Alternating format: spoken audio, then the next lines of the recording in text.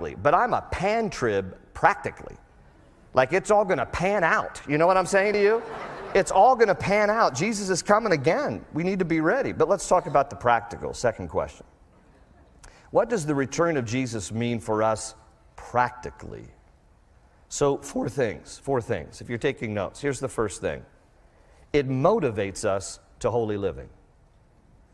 Our blessed hope, the return of Christ, motivates us to holy living. 2 Peter 3, verse 11, you ought to live holy and godly lives. Verse 12, as you look forward to the day of God and speed its coming. Verse 14, so then, dear friends, since you are looking forward to this, make every effort to be found spotless, blameless, and at peace with God. When you realize that Jesus could literally return in the air at any moment, that trumpet could be blown at any moment, it should motivate you to holy living. If you're not living holy, it's because you're not living expectantly. That's the reason. We need to have the mindset that Jesus could return at any moment. You know, it should motivate us. It's like you know how it was like when you decided, okay, mom's grocery shopping and dad's at work, and so I'm going to go out in the backyard and smoke a pack of cigarettes. You remember this? So you went out to the backyard because your friend got you a pack of cigarettes. You're smoking cigarettes, but the whole time you're smoking, you're like, when's mom coming back from the grocery store? When's she returning? You know, and you're smoking, right? And then you know, dad's still at work, so you know you got some time there, and you're smoking through the whole pack. But the whole time you're like, hope mom doesn't come back too soon, you know, because she's going to catch me like smoking. And then you're like, okay, I think I've done enough time here. So then you go over to your neighbor's house where they have a bush of mint growing, and then you take some mint leaves and you start.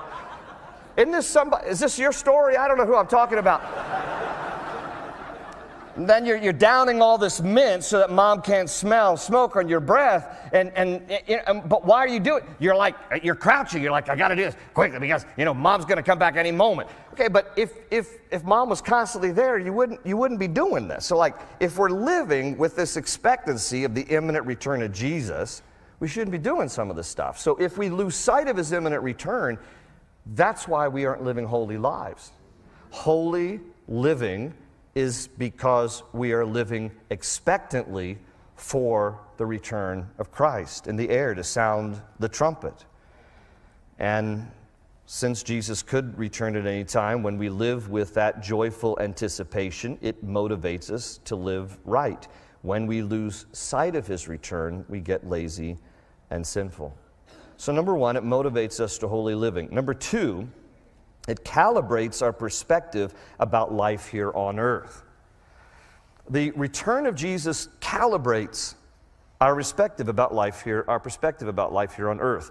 In the parable of the minas, Jesus compares himself to a certain nobleman who was going away on a trip, but he was coming back.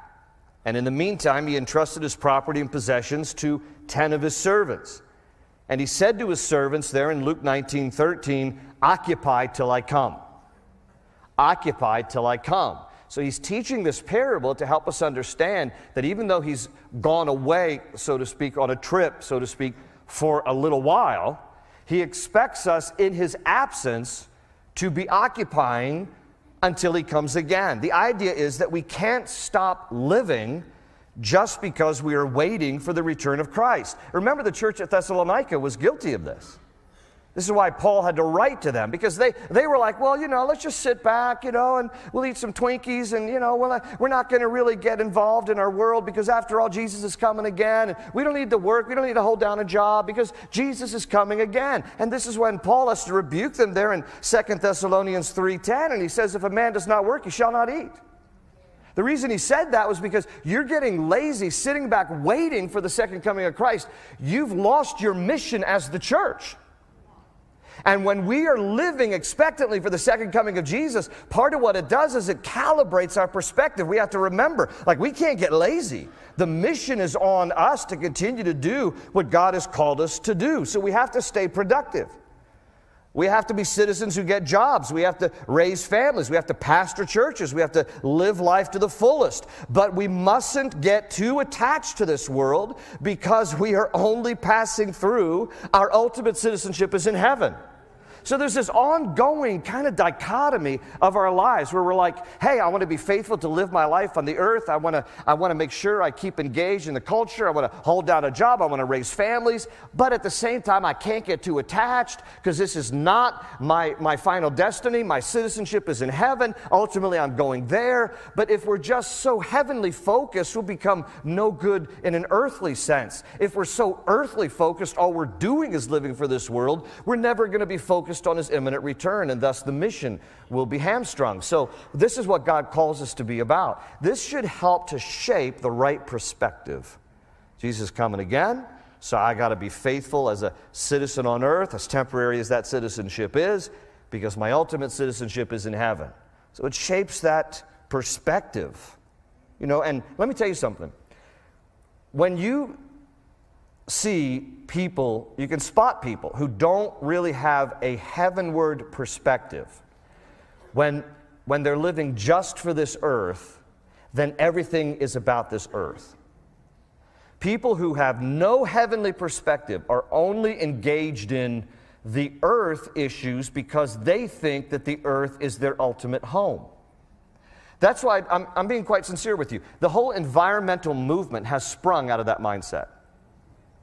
And they've inverted it. Instead of worshiping God as the creator, they worship creation over creator. It is very telling when we're more concerned about saving the spotted owl and sea turtles than the unborn baby. Because there's an inversion of thinking. It's like this inversion of thinking that says, well, it's all about the earth, it's all about the planet, it's all about go green and Green Deal and, you know, saving the earth. And you know, and like, okay, you know, I want to be a good steward of God's creation, all right, but I'm not going to worship it. I'm not going to worship it. People ask me, like, do you believe in global warming? And I'm like, yep, I believe in global warming. It's all going to burn, baby. That's what's happening. It's all going to burn. I mean, this is what the Bible says in 2 Peter 3. Verse 10, but the day of the Lord will come like a thief. The heavens will disappear with a roar. The elements will be destroyed by fire, and the earth and everything in it will be laid bare. But in keeping with his promise, we are looking forward to a new heaven and a new earth, the home of righteousness. So yeah, I believe in global warming, the ultimate global warming. It's all going to burn. There's going to be a new heaven and a new earth. Don't worship it. Don't become obsessed with it. You know, there's an obsession with the planet among those who don't have the hope of heaven. People are freaking out about global warming and going green and saving the planet because they're wanting to preserve what they think is their ultimate home for generations to come, the earth. And thus the environmental movement has sprung out of all this, and it's become a religion of its own. You can see how people get so ticked off and they're like, do you recycle? I'm like, no, you know what, I mean, I try, but a lot of times I just throw a glass bottle in the regular garbage. Like, what? What is your carbon footprint? Like, I don't know. I don't have any idea.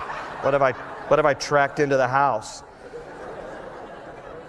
I don't need to worship the planet. I don't need to freak out about my carbon footprint or melting polar ice caps or cows passing gas. You know what because this world is not my home. Jesus is coming again. I don't need to worry about wars and pestilence and COVID and SARS and earthquakes and increase of wickedness. Yeah, Jesus said all those things are going to happen, Matthew chapter 24, but Jesus is coming again to take us home. This is not our home. So we have to become obsessed about it, worship it, get freaked out about it, because our gaze should be upward.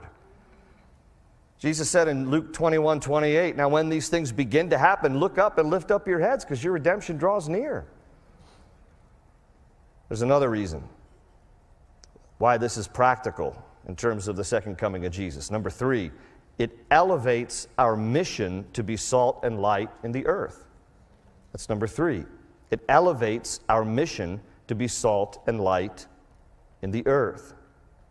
Revelation 12:12 says, therefore rejoice, O heavens, and you who dwell in them. Woe to the inhabitants of the earth and the sea, for the devil has come down to you having great wrath because he knows that he has a short time. So the devil knows that his time is short, so he will be aggressively advancing his agenda and his kingdom. Have you noticed? And therefore, since it is clear that Satan is ratcheting things up because he knows that his time is short, he's aggressively advancing his agenda. Things that used to be called even a decade or two wrong are now called right. Things that used to be called right are now called wrong. It's what Isaiah prophesied. What are those who called bitter sweet and sweet bitter? Good for evil and evil for good. I mean, it's happening, right? So our whole culture is just going nuts. And by the way, it's going to get even crazier as we get closer to the return of Christ. So if Satan is clearly advancing his agenda even more aggressively in our world today, then shouldn't we as Christians likewise be advancing the agenda of the kingdom even more aggressively than we are now? We should be on fire.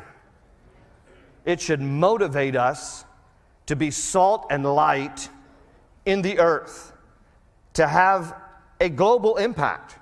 You know, listen to what Jesus said in Matthew 5, part of the Sermon on the Mount, verses 13 to 16. He says, "You are the salt of the earth.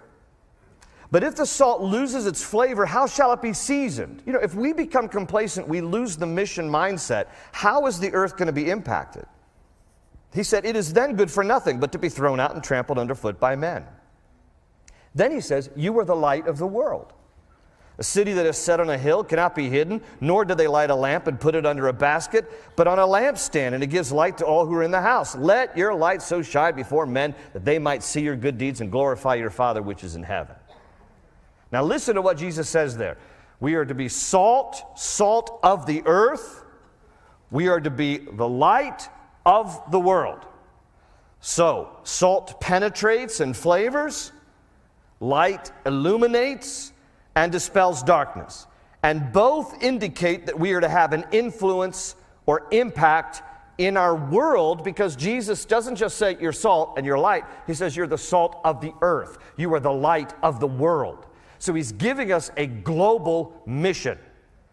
And Christians are to have a global impact and influence for Jesus. And it starts right where each person lives and works and where they go to school. Now, and listen, this should also encourage us. That doesn't mean that I have to reach the entire world or you have to reach the entire world. What it means is that collectively, Christians around the world will reach the whole world as each person does his or her part to impact culture around the world for the glory of God. So together we work as the body of Christ, being salt and light in the earth, in the world. But listen, if Christians are to have the kind of impact and influence in our world that Jesus intended, it will only be because pastors understand our God-given role to equip the saints, and the saints understand their God-given role to move out into our culture. That's the only way this is going to happen. Listen to me on this. The danger of a conference like this and like others like this is when it becomes just information without application. If we just get more and more information and we don't apply it, we're of no benefit to the kingdom. When you attend a conference like this, take what you receive here. Let it motivate you to be salt and light in the world. Too many times, too many Christians are content to sit on the sidelines instead of getting into the game. They think that their faith is just something to hold in until they get to heaven, rather than something that they hold out while they're still here on earth. When I hear someone say, "I'm a Christian, but my faith is private," what they really mean is, "I'm a Christian, but I don't want anyone to notice." That's what they're really saying. But when Jesus said that we're to be salt and light in the earth, I don't think he meant that we should be unnoticed. When my food is salted, I notice. When someone turns on a light and I'm in a dark room, I notice. Be noticed.